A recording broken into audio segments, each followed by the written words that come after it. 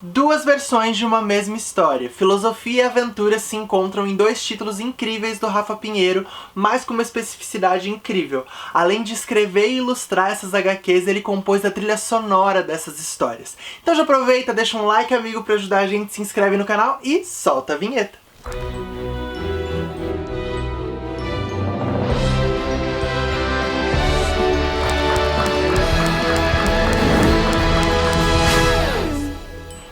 Fala, peixinhos de toda a internet, sejam bem-vindos a mais um HQ. Eu sou o Sérgio, no vídeo de hoje falaremos sobre Silas e Salto, HQs do Rafa Pinheiro publicadas pela editora AVEC. Universos steampunk sempre chamaram muito a minha atenção, então eu fiquei muito curioso para conhecer esse mundo criado por um artista brasileiro.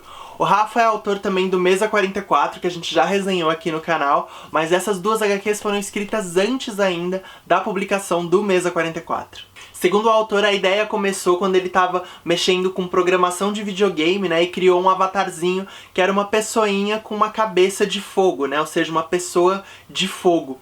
E aí, alguns anos depois, quando ele foi fazer intercâmbio na cidade de Lincoln, na Inglaterra, estava rolando lá um grande festival steampunk, né, então foi ali que ele começou a mergulhar dentro desse universo, porque são festivais muito grandes que acontecem naquela cidade em que todas as pessoas se vestem na temática steampunk e vivenciam isso, né, durante esse festival. Então logo ele percebeu que essa linguagem seria perfeita para ele construir a história dessas pessoinhas de fogo que ele tinha criado lá atrás. O steampunk é um subgênero da ficção científica e ele imagina um mundo em que os computadores a vapor foram desenvolvidos durante a era vitoriana, então as histórias steampunk geralmente se passam nessa época mais ou menos, e a gente vê essas pessoas com essas roupas, com essas falas de época, né, com esse inglês antigo, vivendo em um mundo mais tecnológico, né, com essas tecnologias a vapor. É curioso que tem umas notas na HQ explicando algumas falas e algumas piadas que só funcionam em inglês, e eu fiquei um pouco confuso, né, quando eu tava lendo, mas depois eu descobri que na verdade essa HQ foi escrita em inglês pelo Rafa, né, um projeto que ele desenvolveu no intercâmbio dele em Angoulême, o mesmo intercâmbio em que o Denis desenvolveu Teocrasília, que a gente resenhou semana passada. Então ele faz uso muito desse inglês antigo e rebuscado, típico do steampunk, que infelizmente se perde um pouco na tradução, né? Eu não sei se, de repente, o uso da segunda pessoa pudesse ajudar a gente a entender que esses personagens não têm uma fala tão cotidiana, mas realmente é bem complexo trazer para o nosso idioma toda essa complexidade do inglês arcaico. Bom, na história, esse povo de fogo vivia numa cidade na superfície chamada Edos, até que um dia a chuva veio.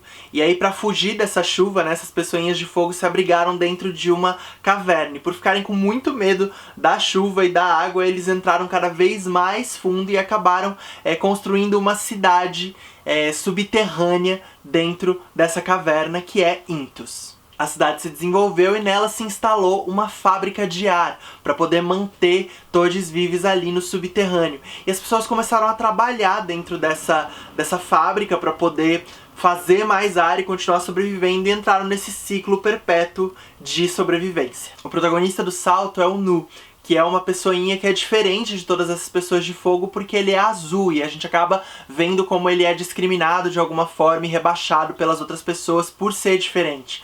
Mas ele tem uma paixão por explorar a cidade e sair saltando pelos telhados, subir nas paredes e etc. E é muito legal conhecer a cidade a partir da experiência do Nu. O Rafa, como eu, é arquiteto de formação, mas acabou se enveredando para o caminho das artes, e eu acho muito legal como o pensamento arquitetônico se desdobra nessa HQ e no modo como ele conta essa história. Uma pira que eu sempre tive era de como o corpo e a ação do corpo no espaço podem evidenciar e revelar muitos aspectos da arquitetura, né? E é muito legal porque nessa HQ a gente conhece Intus a partir da experiência física do Nu. O Rafa chegou a fazer um modelo em 3D da cidade de Intus, né, da cidade inteira, com os nomes das ruas e todo um detalhamento de como ela é, e é muito bacana a gente ir descobrindo isso através desse parkour que o Nu vai fazendo pela cidade, né? A gente vai entendendo esses elementos, essas características dessa arquitetura steampunk que ele coloca aqui a partir dessa personagem e dos saltos que ela vai dando pelas fachadas e etc. Por ser muito curioso, Nu acaba descobrindo algumas coisas que as figuras de poder não querem que sejam reveladas, então ele passa a ser perseguido. E é nisso meio que se baseia todo o conflito dessa história. Quem conduz as buscas por ele é o capitão da guarda, que é o Silas. Ele é uma espécie de Darth Vader steampunk, e eu lembrei na hora, né, do Darth Vader, porque ele também usa uma máscara que ajuda ele a respirar e a sobreviver, e ela faz ele ter esse aspecto intimidador, né. Além disso, ele acaba sendo um braço de uma figura de poder maior, né, ele é realmente uma pessoa que segue ordens para manter o status quo dessa cidade. Em Silas nós vemos essa mesma história que acontece no Salto, só que agora do ponto de vista do Silas, né, do capitão da guarda. A gente vê também alguns flashbacks que ajudam a gente a entender quem ele é, de onde ele veio e por que agora ele segue essas ordens do Barão, né, que é essa figura de poder, e por que ele reage às coisas do jeito que ele reage. Segundo o Rafa, foi um processo bem desafiador, né? Porque o protagonista que ele traz aqui é um personagem que não tem expressões faciais, né? Porque ele usa uma máscara, ele não fala e ele tem uma expressão corporal um pouco travada por causa dessa armadura que ele usa. Mas eu acho que ele realmente tirou de letra tudo isso, porque pra mim não foi nem um pouco difícil criar empatia pelo Silas.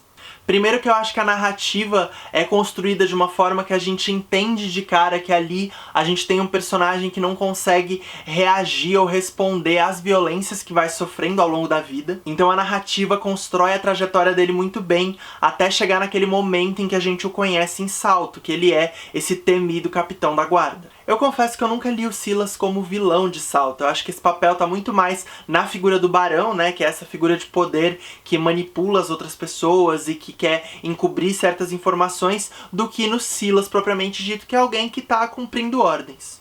Outras estratégias muito legais que o Rafa usa também são, por exemplo, o fato do Silas usar esse lenço na cabeça, né, que esvoaça em alguns momentos, fica parecendo um cabelo.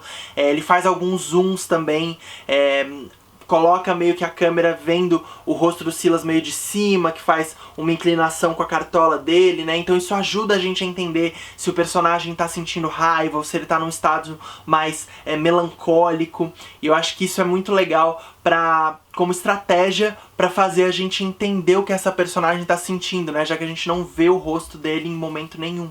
Enfim, eu acho muito bacana como em Salto a gente consegue ter contato com toda essa história, seus principais personagens, os conflitos envolvidos, e em Silas a gente consegue com muita calma mergulhar nessa personagem em específico em toda a sua complexidade. Bom, e como o Rafa é extremamente multifacetado, ele também é compositor e ele compôs a trilha sonora dessas duas histórias. Eu gosto muito de ler quadrinhos ouvindo música, né? Já até pensei em fazer um quadro aqui no programa sugerindo algumas playlists para serem ouvidas enquanto se lê determinados títulos, porque eu acho que enriquece muito a experiência de imersão e faz com que a gente tenha uma camada extra de entendimento e aproximação dessas personagens e situações da HQ. Então ler essas duas HQs ouvindo a trilha sonora que o Rafa compôs pra elas é uma experiência que eu recomendo demais, né? Porque possibilita uma imersão muito grande na obra e a gente consegue entender muito melhor o tom de cada personagem, das situações que elas vivenciam. Então é uma experiência muito incrível. Essa playlist está inteira disponível no YouTube, então se for ler esses títulos, não deixe de ouvir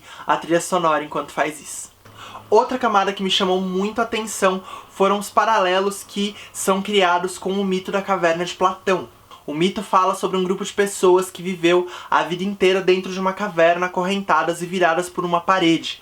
Atrás delas tem uma chama, né, e outras pessoas passam por essas chamas projetando algumas sombras na parede que passam a ser toda a percepção de mundo que as acorrentadas têm.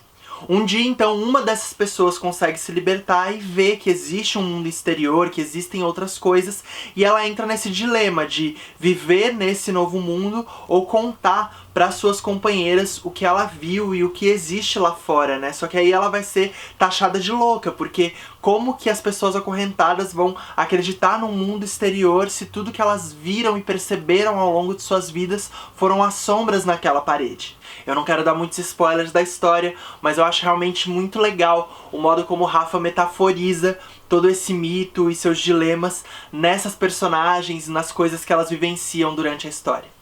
Vamos então para o nosso gráfico de riscos, iniciando pelo risco de paralisia, o risco de você ficar horas travado na mesma página admirando os detalhes da arte, e vai uma nota 10 de 10. O modo como o Rafa ambienta essas histórias é muito maravilhoso.